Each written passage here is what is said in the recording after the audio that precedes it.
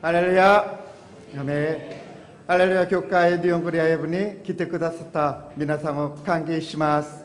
一緒に神様を賛美しましょう。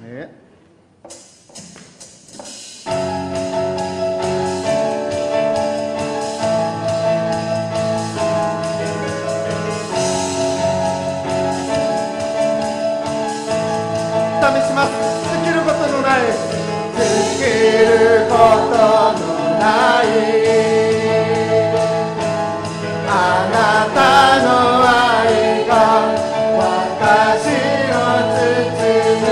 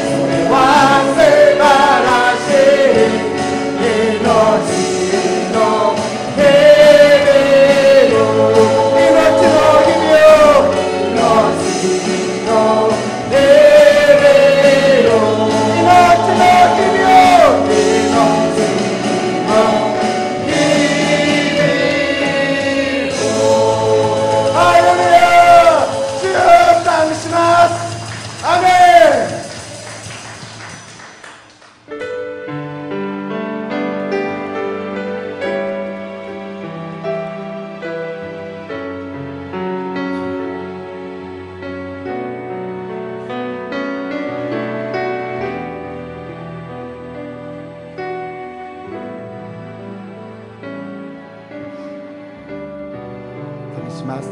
イエスは愛で満たす。イエスは愛で満たす。聖霊で満たす。私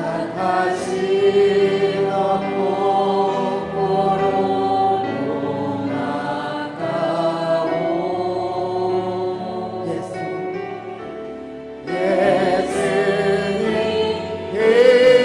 今すべてを委ねて生きよう。主は我が主イエス、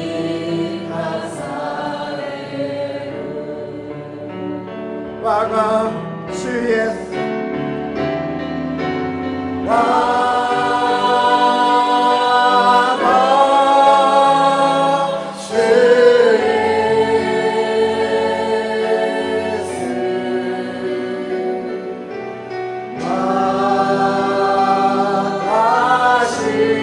を満たす。我が主イエス、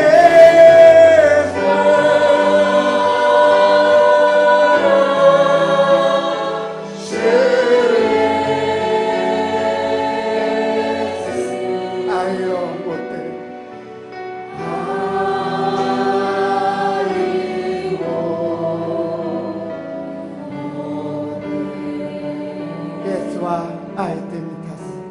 イエスは愛で満たす。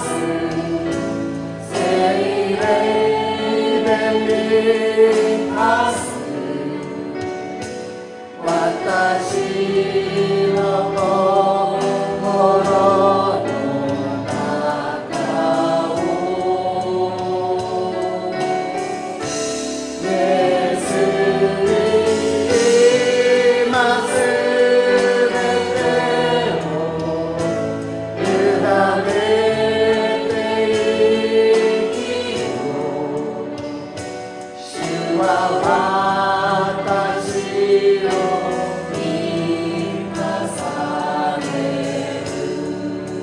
我が主イエス、我が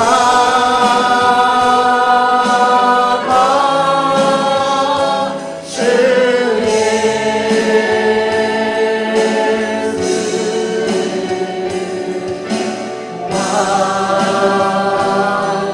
エス、私を満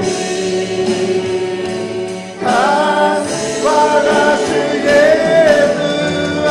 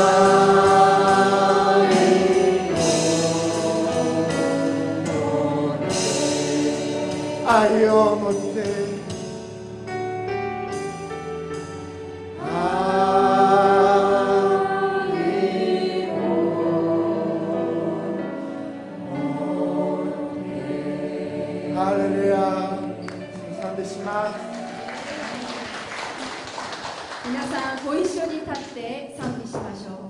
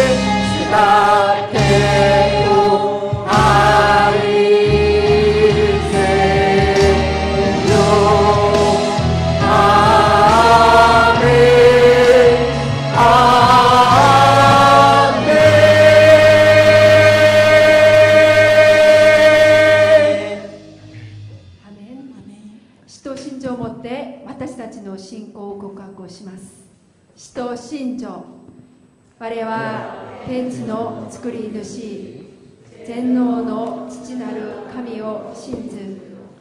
我はその一人を、我らの主イエス・キリストを信ず。主は聖霊によりて宿り、乙女マリアより生まれ、ポンテオ・ピラトのもとに苦しみを受け、十字架につけられ、死にて葬られ、読みに下り、3日目に死人のうちよりよみがえり、天に昇り、全能の父なる神の右に座したまえり、賢より来たりて、生ける者と死にたる者とを裁きたまわ。我は聖霊を信ず、聖なる行動の教会、生徒の交わり、罪の許し、体のよみがえり、とこしえの命を信ず。アーメン。お座りください。愛する天皇お父様、神様の尊い皆を心から賛美いたします。今日も主イエス・キリストを信じる信仰を通して神様の恵みによって救われた私たちを日本語礼拝に集めてくださり、神の国の拡大のために力を入れるように導いてくださったことを感謝します。過ぎる1週間、救われた神様の子供のように、イエス様の弟子のように生きられなかったことを告白し、悔い改めますので、すべての罪と咎をお許しください。いつも私たちの救いの力となる主イエス・キリストの十字架を誇る人生になるようにしてくださり、私たちが世の中で光と塩の役割をうまく果たせるように助けてください。神様からいただいた愛を世の人々に配る祝福の通路としての役割を忠実に果たせるように助けてください。日本を愛しておられる神様の愛は取り消されることはないからこそ、私たちもその愛を持って日本と日本人たちを愛することができるようにしてください。特に福音をもって日本人たちを愛するようにしてくださり、共に救われた神様の子供として世界宣教にまで協力し合う協力者となるようにしてください。切に願うのは、日本の地にも一日も早く福音のリバイバルを起こしてください。日本に送ってくださった宣教師たちを覚えてくださり、宣教師たちに必要なすべてのものを満たしてくださり、何よりも彼らが疲れないようにしてくださり、もっと頑張ってイエス様の愛を持って日本の魂を救うことに最善を尽くさせられてください。土曜日本語募集授業校に参加している子供たちと親たちが、教会に対して福音に対して関心を持たせてくださって、一人でもたくさんの日本人たちが福音に導かれるようにしてください。神様の導きによって7月の日本アウトリーチ短期宣教が計画通りに成功させてくださり、このことを通してもっと戦略的で情熱的に日本宣教が活性化されるように私たちを使ってください。そのために苦労するすべての働き手のために知恵と明哲と信仰を加えてください。今日の礼拝のために準備して苦労したすべての人々の苦労を覚えてくださり、御言葉を取り継いでくださるチェ・ジョンヒョン先生に聖霊の油を注いでくださいまして、完全な神様の御言葉が宣言されるようにして、私たちはその御言葉で1週間の生活をまた勝利するようにしてください。すべてを主に感謝し、主イエス様の皆によってお祈りいたします。アーメン。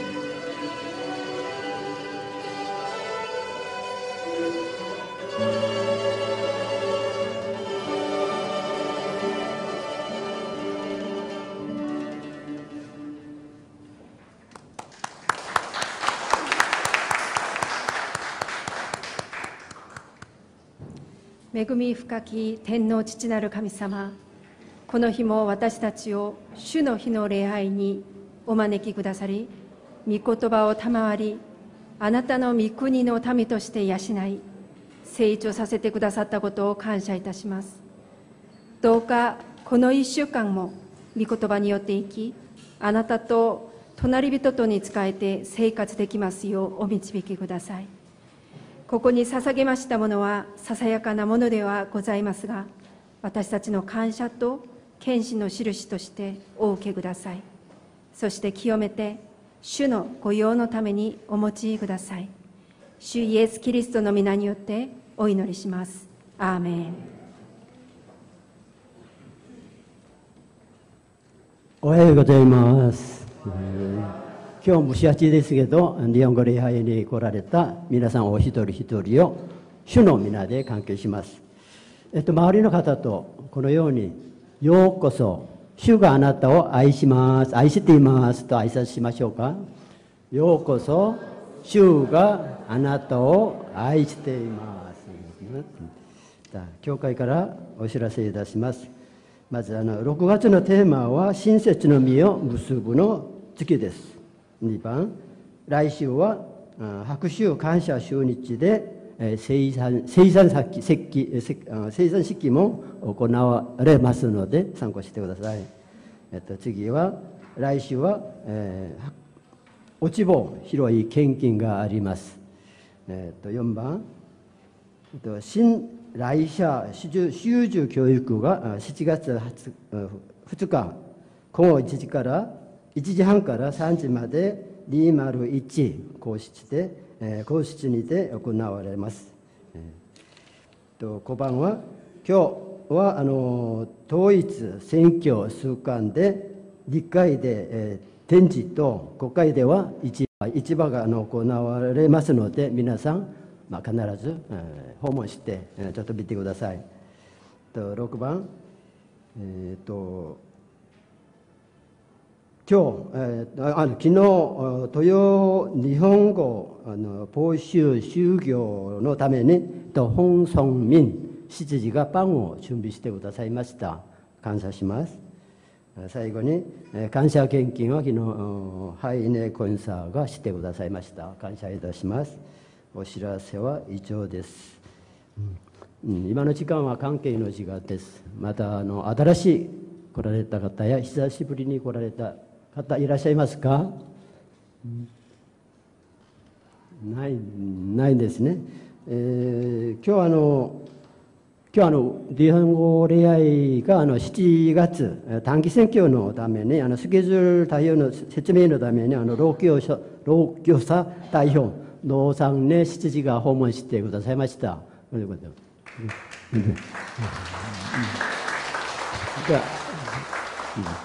じゃあ後でいなければもうお互いに祝福歌を歌いながら祝福しましょう。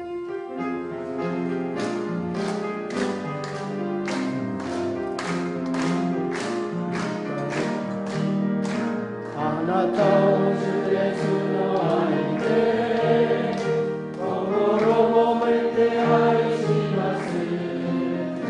あなたの中に主の姿が映し出されて、もう一回しましょう。あなたの主イエスの愛で心込めて愛します。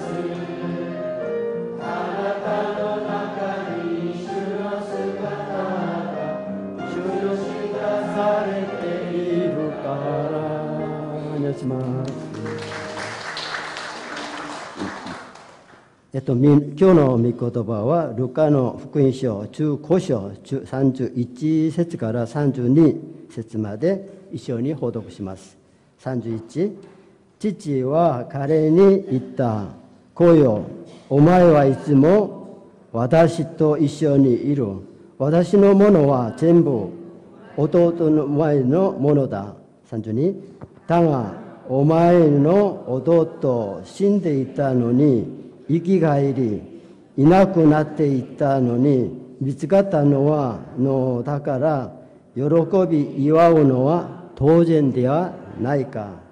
この説教発音で、世界大の三味の後、親切し3人の息子の話という題で、チェ・ジョンユン牧師にメッセージを取り次いていただきます。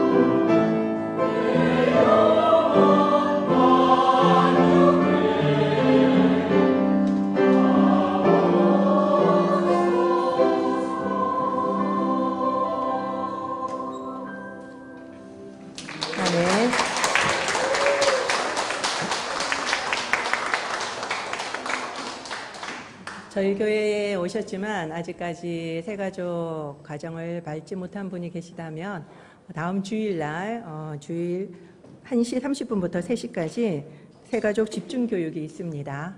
한 방에 끝낼 수 있으니까 혹시 못 받으신 분들은 참여해 주시기 바랍니다. 그리고 어제 홍성민 안수 집사님이 저희 토요 일본어 학교에 아이들에게 빵을 선물로 주셨거든요. 전혀 우리랑 관계가 없는 안수 집사님이 그렇게 플로잉해 주셔서 얼마나 감사한지 모르겠습니다. 이렇게 많이 섬겨주시는 분들이 계셔서 너무 감사를 드립니다. 그리고 오늘은 6.25 73주년 되는 날이죠. 73년 전에도 주일날 새벽에 6.25 한국전쟁이 일어났습니다. 그래서 많은 아픔이 있었고 많은 사상자를 냈고 그리고 지금까지 유일하게 분단 국가로 있는 나라가 저희 나라입니다. 지금 저희 교회에서는 통일선교 주간으로 2층에 많은 전시가 있고요. 그리고 또 5층에서는 장마당이 있어요. 그래서 북한 음식들 먹을 수 있으니까 여러분들 예배 마치시고 국수도 드시고 그리고 장마당에 가서 어떤 음식들이 북한에 있는지 또 구경도 하시고 또 드시기 바랍니다. 네, 오늘도 할렐루야 교회 일본어 예배에 오신 여러분들을 주님의 이름으로 환영합니다. 今日もハレルヤ教会日本語礼拝にお越しくださった皆様を主の皆で歓迎いたします。 영상으로 보시는 분들도 축복합니다. 映像でご覧になっている方々も祝福します。 꼭 저희 교회나 가까운 교회를 방문해 주시기 바랍니다. ぜひハレルヤ教会や近くの教会をご訪問なさってください。 제가 지난주에 드라마를 하나 들려드렸습니다. 私が先週あるドラマを聞かせてあげました。 요약을 하자면 한 사장에게 두 아들이 있었죠. 内容を要約しますと、ある社長に2人の息子がいました。 사고뭉치 둘째 아들이 유산을 요구했습니다. トラブルメーカーの次男が遺産を要求しました。 그래서 그 유산을 받아가지고는 미국 라스베이거스에 가서 다 탕진하고 말았습니다. それでその遺産をもらってラスベガスに行って全部食い潰しました。 근데 거기에서 빚까지 지고 겨우 탈출을 했죠. それに借金まで負ってしまってやっと脱出しました。 그래서 집으로 겨우 돌아왔습니다. それで家にやっと戻ってきました。 그러자 아버지가 너무나도 기뻐하시면서 잔치를 크게 벌여주셨죠. それで父親が大い喜んで宴会を開いてくださいました。 오늘은 제2부가 시작됩니다. 今日は第2部が始まります。 잔치가 한창일 때 형이 외국 출장에서부터 돌아왔습니다. 宴会が真っ最中に兄が外国出張から戻ってきました。 비행기에서 착륙하자마자 둘째가 쫄딱 망해서 돌아왔다는 소식을 들었죠. 飛行機から降りるや否や弟が財産を食い潰してしまったことを聞きました。 그리고는 아버지가 거액의 몸값을 지불하고 잔치까지 크게 벌이고 있다는 것도 들었습니다. それに父親が驚愕の身代金を払って宴会まで開いていることを聞きました。 그러자 그는 크게 화를 내면서 집으로 가던 자동차의 방향을 회사로 옮겨버립니다. すると兄は激しく怒って家に向かっていた自動車の方向を変えて会社に行ってしまいました。 그 소식을 들은 아버지는 회사로 큰아들을 찾아왔죠. それを聞いた父親は会社に兄に会いに行きました。 그러자 큰아들은 아버지에게 거세게 항의합니다. 父親を見た兄息子は問い詰めました。 지금까지 아버지는 회사와 아버지를 위해서 열심히 일하고 오늘도 힘들게 귀국한 저를 위해서는 무엇을 해주셨습니까? 今まで私は会社とお父さんのために今日も頑張ってお仕事して帰国した私には何をしてくださいましたか？ 아무것도 해주지 않으셨잖아요. 何もくださらなかったでしょう。 그런데 그 많은 돈을 탕진하고 돌아온 놈을 위해서 잔치를 벌이셨다고요? それなのにそんなたくさんの財産を全部食い潰してきた息子のために宴会を開くなんて。 그러자 아버지는 따뜻하게 큰아들의 등을 쓰다듬으면서 말씀하셨습니다. すると父親は温かく背中を刺しながら語られました。 내가 죽으면은 내 것이 어차피 다 네 것이 아니니. どうせ私が死んだら私のものは全部お前のものだ。 둘째가 건강한 몸으로 돌아온 것만으로도 감사하지 않니? 弟が元気に戻ってきただけでもあありがたいと思わないか。 아버지의 따뜻한 미소와 함께 드라마는 잔잔한 여운을 남기면서 끝이 납니다. 父親の温かい微笑みをとともにドラマは終わります。 오늘 본문인 누가복음 15장에는 세 개의 비유가 나옵니다. 今日の聖書の御言葉では3つの例えが出てきます。 잃어버린 양과 그리고 잃어버린 드라크마 그리고 잃어버린 아들입니다. なくした羊となくしたドラクマ、それから失った息子の話です。 이 세 이야기가 연속적으로 나온다라는 것은 한 주제를 강조하는 것이죠. この3つの話が連続的に出てくるということは、ある主題を強調しているということです。 이것을 통해서 예수님은 도대체 뭘 말씀하고 싶으셨던 걸까요? これを通してイエス様は何を言いたかったでしょうか。 그거를 알려면 먼저 이 이야기의 배경을 알아야만 합니다. それを分かるためには、まずこの話の背景を分からなければいけません。 1, 2절을 볼까요? 1節と2節をご覧ください。 세리와 죄인들이 예수님의 말씀을 들으려고 왔습니다. 主税人たちと罪人たちがイエス様の話を伺うために来ました。 그러자 바리새인과 서기관들이 예수님을 비난했죠. するとバリサイ人や律法学者たちはイエス様を非難します。 당시 경건한 유대인들은 죄인들과는 식사하지 않았기 때문입니다. 当時敬虔なユダヤ人は罪人とは食事をしませんでした。 비난을 하니까 예수님이 이야기를 시작하셨습니다. 非難を受けたらイエス様は話を始めます。 이 세 이야기의 공통점은 무엇일까요? この3つの話の共通点は何でしょうか。 모두 잃어버리고 찾는다는 것입니다. それは全部なくしてから探しているということです。 언제까지 찾나요? いつまで探しますか。 다 같이 4절을 한번 읽어보도록 하겠습니다. みんな一緒に4節をお読みしましょう。 시작. 그 잃은 것을 찾아내기까지 찾아다니지 아니하겠느냐. 4節、いなくなった一匹を見つけるまで探し歩かないでしょうか。 그리고 8절도 우리 다 같이 한번 읽어보도록 하겠습니다. 8節も一緒にお読みしましょう。 시작. 등불을 켜고 집을 쓸며 찾아내기까지 부지런히 찾지 아니하겠느냐. 8節、明かりをつけ家を入って見つけるまで注意深く探さないでしょうか。 두 절에서 반복되고 있는 것이 무엇입니까? この文句で繰り返されているところは何でしょうか。 찾아내기까지입니다. 見つけるまででした。 바로 찾을 때까지 주인은 찾았습니다. 見つけるまで探して歩きました。 그러면은 세 번째 이야기, 이 탕자의 비유에는 찾는다는 이야기가 나옵니까? また3番目の話、放蕩息子の話では探しているという話が出てきますか。 나옵니까? 出てきますか。 안 나오죠. 出てないですね。 예수님은 두 번이나 주인은 열심히 찾는다는 얘기를 반복해서 하셨습니다. イエス様は2度も繰り返してなくしたものを熱心に探していると繰り返しました。 그럼 예수님이 이 탕자의 비유에서도 말하고자 하신 게 무엇이었을까요? ではイエス様が放蕩息子のその例えで話されたかったのは何でしょうか。 아버지도 당연히 잃어버린 아들인 탕자를 찾을 때까지 찾는다라는 것입니다. 父親も当然失った息子、放蕩息子を探すまで見つけるまで探すということです。 큰아들은 그런 아버지의 마음을 알고 미국에 가서 둘째를 데리고 왔어야 했죠. 兄息子はそんな父の心をしてアメリカにいて弟を連れてこなければなりませんでした。 그리고는 그 둘째가 정신을 차리도록 옆에서 도와야만 했습니다. それから弟がしっかりするようにそばで助けなければなりませんでした。 어쩜 아버지는 둘째가 나가기 전에 형이 잘 케어해 주길 원했겠죠. もしかしたら父は弟が家を出かける前、兄が面倒を見てくれることを望んでいたかもしれません。 형은 그렇게 했습니까? どうですか。兄はそうしましたか。 전혀 그렇게 하지 않았습니다. 全然そうしませんでした。 둘째가 나가자 아버지는 매일 마을 어기로 나갔습니다.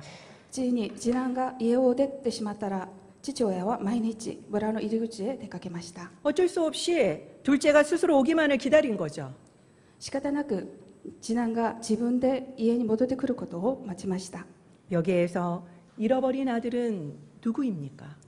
ここで失った息子は誰でしょうか。 물론 표면적으로는 집 나간 둘째가 잃어버린 아들이죠.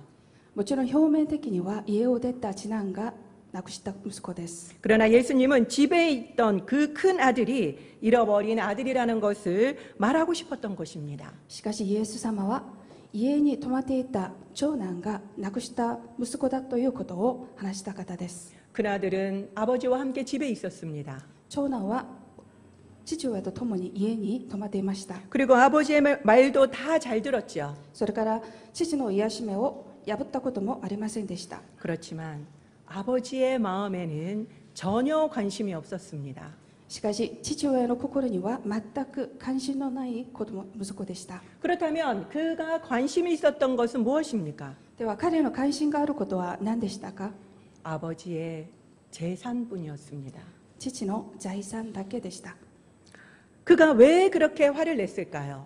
なぜ兄はそんなに激しく怒ったでしょうか。 그것은 바로 아버지가 돌아가신 뒤에 자신의 몫으로 돌아올 재산이었기 때문입니다. それは父親が亡くなった後、自分のものになる財産だったからです。 근데 그것이 둘째를 위해서 쓰이는 것이 몹시 언짢았던 거죠. 自分のものになるものが弟のために使われたのがとても不機嫌だったのです。 아버지는 둘째에게 너무나도 자비로운 아버지로 나옵니다. 父親は次男にとても慈悲深い父親と話されています。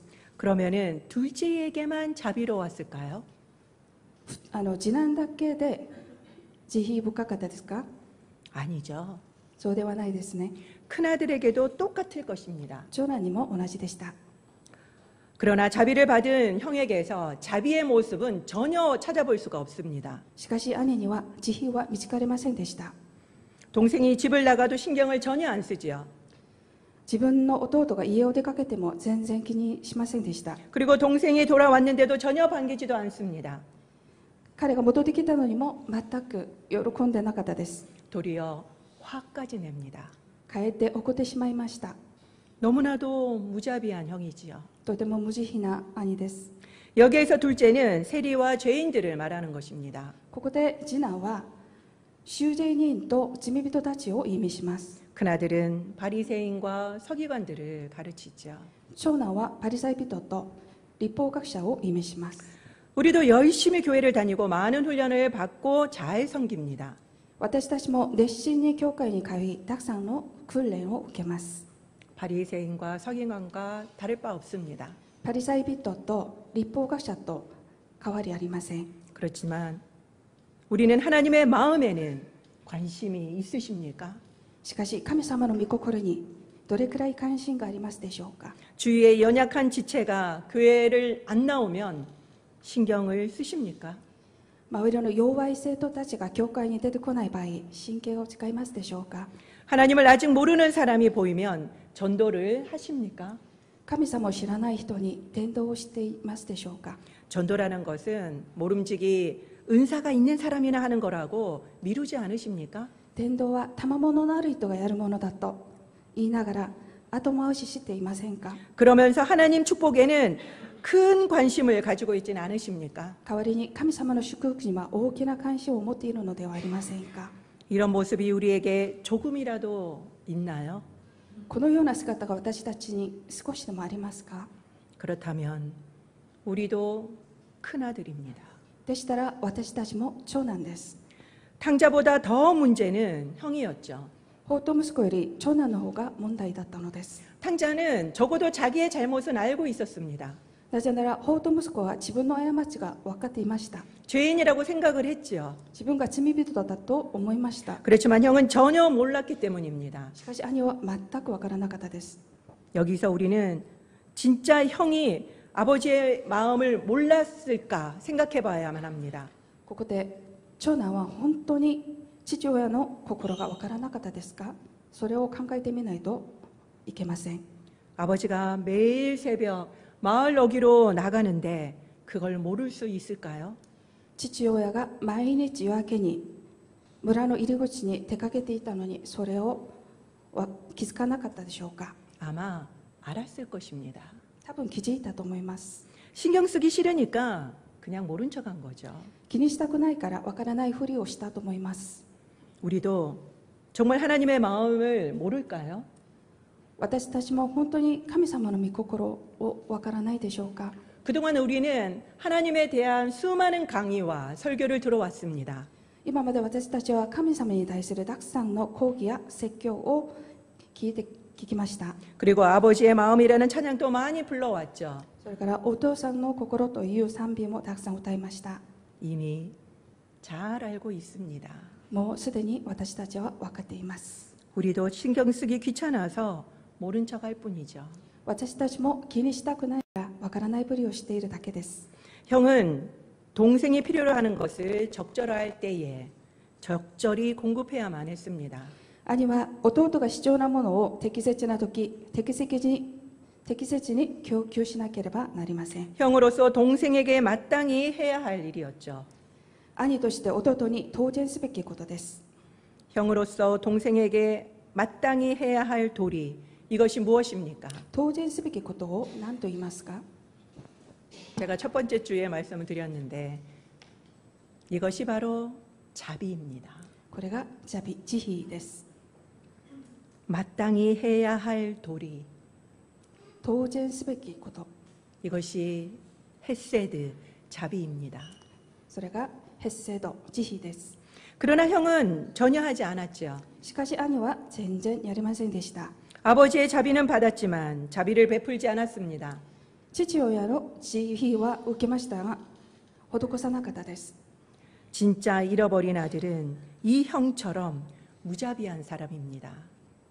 イエス様はこのような無慈悲の人を本当の意味で失われた息子だと言われたのです。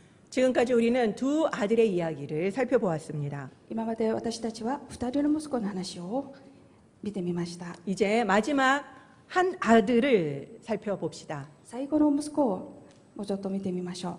하나님에게는 맏아들이 있었습니다. 神様には長男がいました。 그는 하나님의 마음을 너무나도 잘 알았죠. 彼は神様の御心をよくしていました。 때로 우리들은 잘못된 길로 가면 하나님은 참다가 혼을 내셨습니다. 時には私たちが間違った道へ行くと神様は忍耐した後叱られます。 그런데 그것이 반복되면은 결국 관계가 단절되었죠. しかしそれが繰り返されると関係が断絶されます。 그러나 하나님이 우리를 잊지 못하시는 것을 이 맏아들은 눈치를 챘습니다. しかし神様が私たちのことを忘れられないということを長男は気づきました。 그래서 우리 대신 벌을 받습니다. それで私たちの代わりに罰を受けます。 그 맏아들 덕분에 우리는 새 생명을 얻었죠. その長男のおかげで私たちは新しい命を得ます。 그래서 다시 하나님과의 관계가 회복되었습니다. それでまた再び神様との関係が回復されました。 이 아들, 이 세 번째 아들이 누구일까요? この息子、3番目の息子は誰でしょうか。 그렇죠. 예수님입니다. そうですね、イエス様ですね。 우리는 먼저 하나님의 자비를 얻었습니다. 私たちはまず神様の慈悲を得ました。 그리고 예수님의 자비로 다시 생명을 얻었지요. それからイエス様の慈悲によって再び命を得ました。 예수님은 우리가 자비를 받았다면 자비로운 사람이 되라고 말씀하십니다.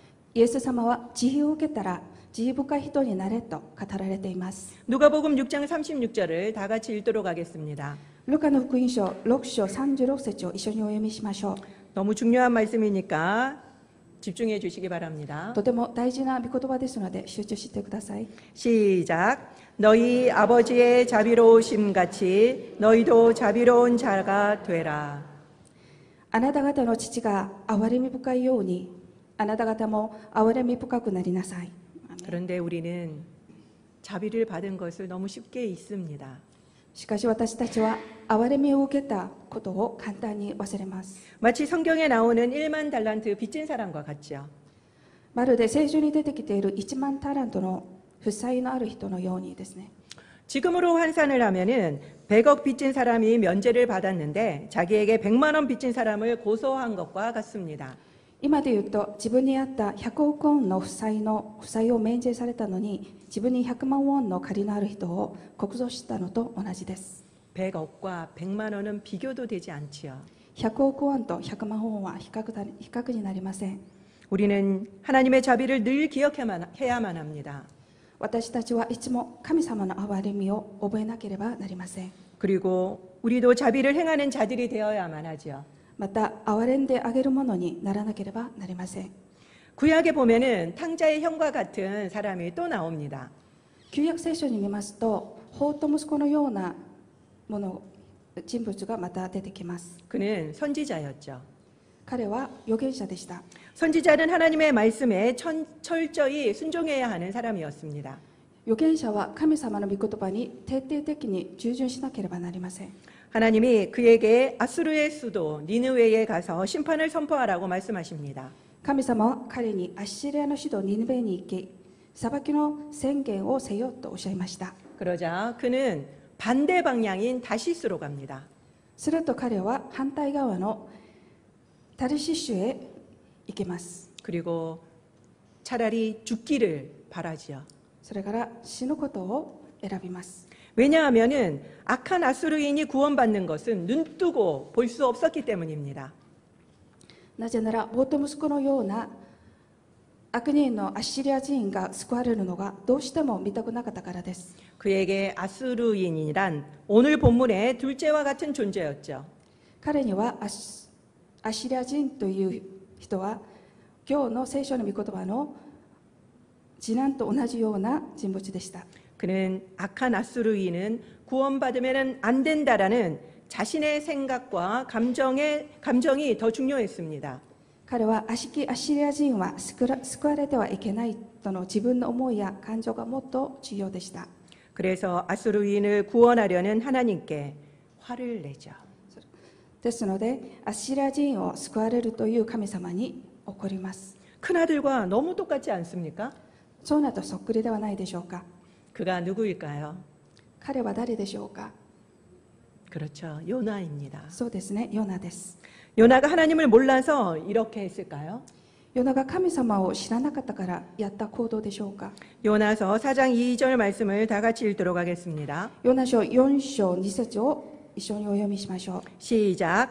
그러므로 내가 빨리 다시스로 도망하였사오니 주께서는 은혜로우시며 자비로우시며 노하기를 더디하시며 이내가 크시사 뜻을 돌이켜 재앙을 내리지 아니하시는 하나님이신 줄을 내가 알았음이니이다. それで私ははじめタルシッシュへ逃れようとしたのです。あなたが情け深く憐れみ深い神であり怒るのに遅く恵み豊かで災いを思い直される方であることを知っていたからです。 요나는 하나님이 자비로우신 분인 걸 알았기 때문에 거역했다라고 말하고 있습니다. ヨナは神様の憐れみをよくしていたから逆らったと言っています。 결국 아수르는 멸망을 했습니다. 結局アッシリアは滅びました。 그러면 이 하나님이 아수르가 멸망할 것을 모르셨을까요? 神様がアッシリアが滅ぶことをご存知でなかったでしょうか。 아니죠. 違います。 하나님은 아수르가 멸망할 것을 알면서도 죄인에게 끝까지 기회를 주신 것입니다. 神様は滅亡することを知っておられましたが最後まで罪人に機会を与えられたのです。 하나님은 악인이 죽는 것을 원하지 않으십니다. 神様は悪人が死ぬことを望まれません。 에스겔서 33장 11절 말씀을 다 같이 읽도록 하겠습니다. エゼキエル書33章11節を一緒にお読みしましょう。 시작. 나는 악인이 죽는 것을 기뻐하지 아니하고 악인이 그의 길에서 돌이켜 떠나 사는 것을 기뻐하노라. 私は決して悪しき者の死を喜ばない。悪しきの者がその道から立ち返り生きることを喜ぶ。 오늘 여러분들은 세 명의 아들의 이야기를 들으셨습니다. 今日皆様は3人の息子の話を聞きました。 여러분들은 무엇을 느끼십니까? 皆さんは何を感じられますか。 중요한 것은 오늘 설교에서 중요한 것은 바로 우리가 아버지의 마음을 알아야 된다는 것입니다. 今日の説教で大事なのは、私たちが父親の御心を分からなければならないということです。 아버지의 마음은 일본 땅과 그리고 잃어버린 영혼들에게 아직도 향하고 계십니다. 父なる神様の御心は今日も日本の地と失われた魂へ向けられています。 우리의 생각과 감정이 중요한 것이 아닙니다. 私たちの考えや感情が重要ではありません。 우리는 무엇보다도 하나님의 마음을 생각해야만 합니다. 私たちは何よりも神様の御心を考えなければなりません。 하나님의 마음만 생각한다면 우리는 저절로 자비로운 사람이 될 것입니다. 私たちが神様の御心を考えれば自然に慈悲深い人生を送られます。 기도하겠습니다. お祈りいたします。 오늘 설교를 통해서 나에게 말씀하시는 것은 무엇입니까? 本日の説教で神様から私に語られたことは何でしょうか。 오늘 설교를 들으면서 내가 실천해야 될 것, 그리고 기도해야 될 것은 무엇입니까? 今日の説教で行動しなければならないこと、私が祈らなければならないことは何でしたか。 조용히 기도하겠습니다. 静かに祈りします。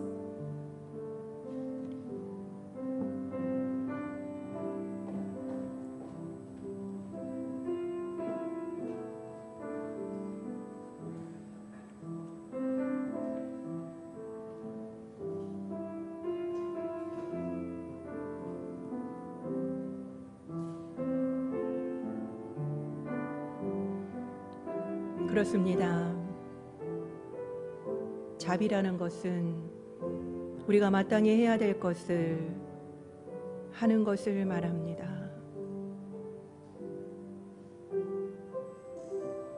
우리가 그 자비를 행할 수 있는 것은 하나님이 영원한 자비하심으로 우리를 사랑하셨기 때문입니다. 그리고 예수님의 그 자비하심으로 우리는 새 생명을 얻었기 때문입니다. 우리는 우리의 생각과 우리의 마음을 앞세우며 하나님에게 피눈물을 흘리게 하고 있지는 않습니까? 둘째 아들을 기다리는 그 아버지의 마음을 알지 못하는 그 형처럼 이미 받은 그 구원을 즐기며 누리는 것으로 만족하고 있지는 않습니까? 우리에게 주신 것은 나누라고 주신 것입니다. 특별히 우리에게는 일본 땅을 품고 일본 영혼을 위해서 기도하라고 주님께서 말씀하십니다. 우리가 더욱더 그 주님의 마음, 주님의 그 눈물, 주님의 그 심장을 알 수 있도록 해달라고 이 시간에 함께 기도하도록 하겠습니다. 그렇습니다. 주님, 우리가 이곳에서 아무리 하나님께 영광을 돌려드리고 예배를 드린다 하지만 어쩌면 그것은 하나님의 그 마음을 모른 척 눈 감고 있는 경건의 모양일지도 모르겠습니다. 하나님, 이 시간 우리에게 주의 성령으로 충만하게 기름 부어 주셔서 우리의 나태하고 우리에게 게으른 모든 것들을 벗어버리게 하여 주시고 주님의 그 마음, 주님의 그 눈물, 주님의 그 심장을 뼈저리게 깨닫는 저희들이 되게 하여 주시기를 간절히 소망합니다. 주님의 마음만 안다면 우리는 저절로 자비로운 자들이 될 것입니다. 우리가 그 마음을 알지 못하기 때문에 우리는 너무나도 무정하고 무자비한 자가 되고 있습니다.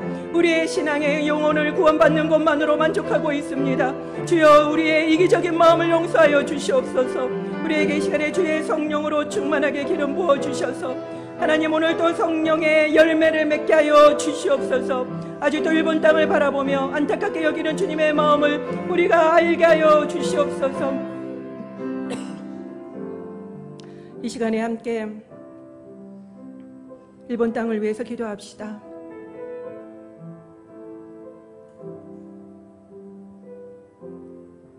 가장 복음이 전해지지 않는 그 땅을 누군가는 기도해야 하고 누군가는 품고 나아가야 합니다.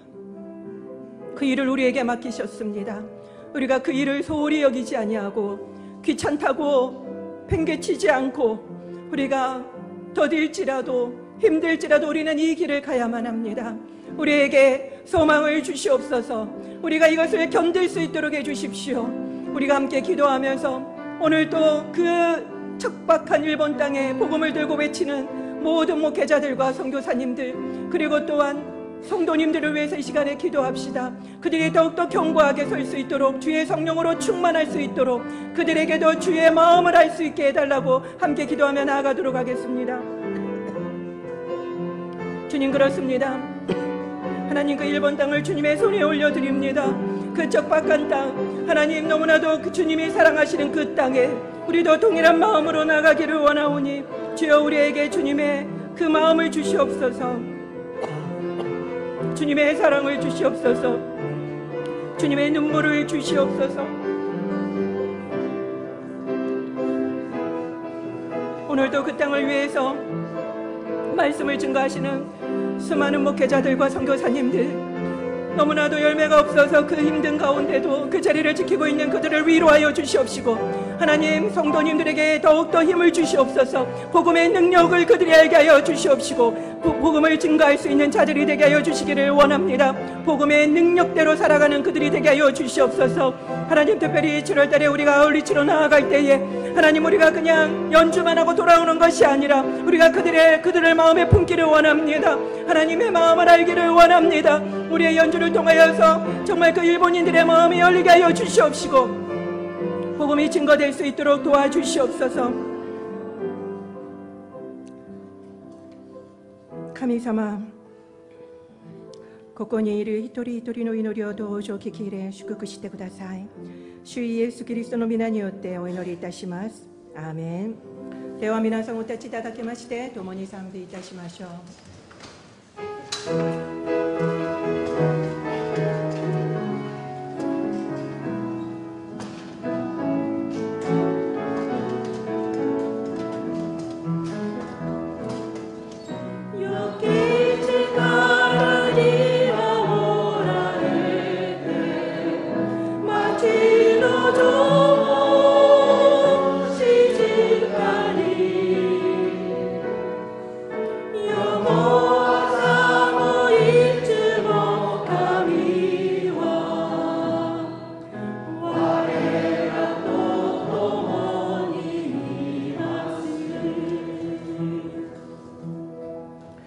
仰ぎ恋願わくは主イエス・キリストの恵み、父なる神のご愛、聖霊の親しきお交わりがここにいる皆様とご家族の上に豊かにあらんことを。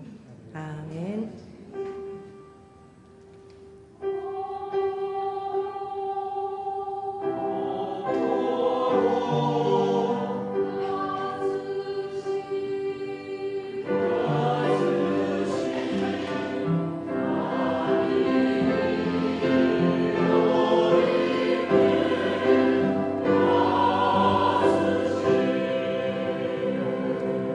神様に感謝の足を捧げましょう。